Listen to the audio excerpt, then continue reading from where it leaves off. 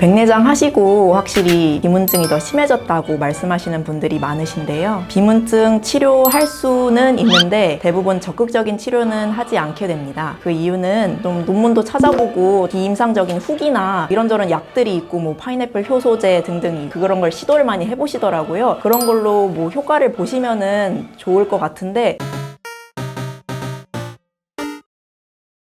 안녕하세요. 눈의 안과 망막센터 원장 최문영입니다. 비문증은 노화 현상으로 생긴다고 보시면 되는데요. 흰머리 나는 거랑 비슷하다고 좀 표현을 많이 해요. 자연스럽게 노화 과정에서 눈 안에 있는 유리체라는 투명한 액체 같은 물질이 있는데요. 그게 조금 더 액체화되면서 부유물이 같이 생기는 거예요. 그래서 그게 좀 그림자가 지면서 날파리증, 비문증이라고 그런 증상으로 나타나게 되는 겁니다. 백내장 하시고 확실히 비문증이 더 심해졌다고 말씀하시는 분들이 많으신데요. 백내장이란 눈앞에 있던 수정체가 혼탁해진 것이고요. 백내장 수술이란 그 혼탁해진 수정체를 제거하는 게 되겠는데요. 그만큼 좀 눈이 시야가 맑아지면서 원래 있던 비문증이 보이게 되는 경우가 대부분입니다. 비문증 치료할 수는 있는데 대부분 적극적인 치료는 하지 않게 됩니다. 그 이유는 치료로는 레이저 치료나 심한 경우는 수술도 하는 경우가 있는데요. 어쨌든 눈에 손상이 가해지는 합병증이 동반될 수 있는 시술들이기 때문에 무조건적으로 수술하거나 치료를 하지는 않습니다. 그리고 대부분의 경우 적응을 하거나 저절로 이제 시야 밖으로 빠지면서 없어졌다고 말씀하시는 분도 많기 때문에 적극적으로 처음부터 치료하지는 않습니다. 일반적인 경우는 저는 많이 못 봤거든요. 너무너무 심해서 일상생활이 불편할 정도 아니면은 대부분의 경우 일상생활 다 가능하시고 저 역시 비문증이 있는데요. 수술도 하고 진료도 보고 일상생활 잘 하고 있습니다. 눈 안은 닫힌 공간이거든요. 그래서 부유물 자체가 그렇게 막 사라지는 거는 아닌데 아까 말씀드렸다시피 시야에서 좀 빠지거나 좀 흐려지는 경우는 왕왕 있습니다. 노화 과정의 일부다 보니까 완전히 예방하기는 어렵습니다. 다만 일반적인 상식선에서 눈 건강을 관리해 주신다면은 조금 좀 느리게 오는 정도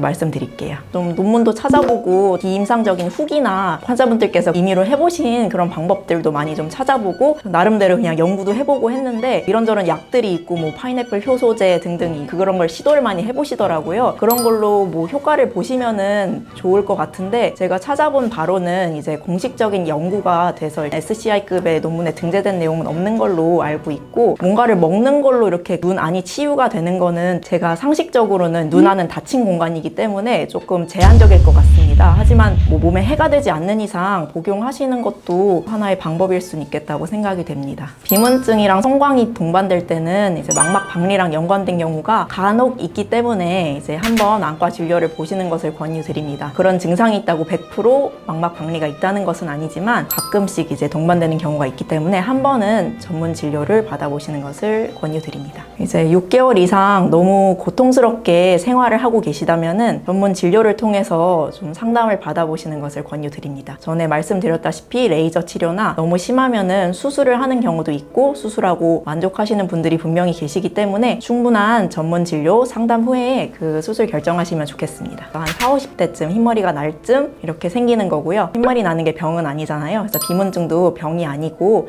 안심하셔도 된다 그렇게 말씀드리고 있습니다. 오늘은 비문증 환자들께서 궁금해하시는 내용에 대해서 다뤄보았습니다. 비문증이 불편하시다면 전문가와 상담해 보시는 것을 권유드립니다. 도움이 되셨다면 구독과 좋아요, 알림 설정 부탁드립니다. 감사합니다.